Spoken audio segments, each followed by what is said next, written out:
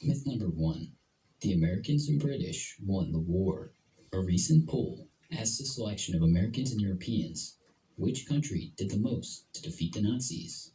The overwhelming majority of people in the US and Britain believe that their countries did the most to defeat Hitler, while opinions in the other European countries are split between these two.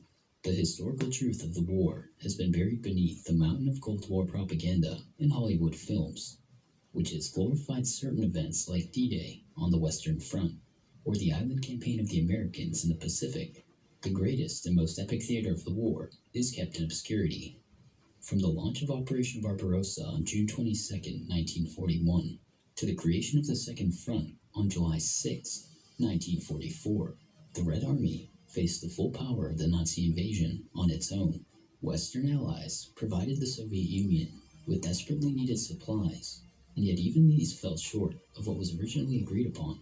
In July 1941, in February 1942, Lend-Lease Administrator Edward Stettinius wrote to John McCloy, "As you are aware, the relations between this government and the Soviet government have been constantly disturbed by the failure of this government to meet its commitments."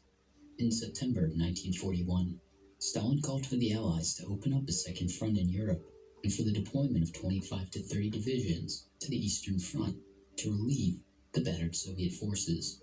Stalin questioned the sincerity of the Allied agreements.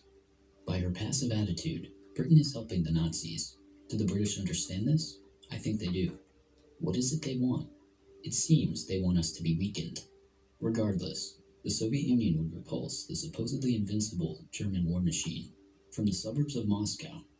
With the 1941 to 1942 Winter Offensive, Soviet losses were unquestionably the worst in all of Europe.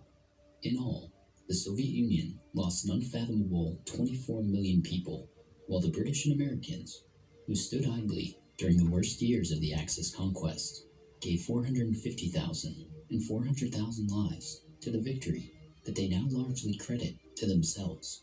The Soviet people suffered immensely from the Holocaust,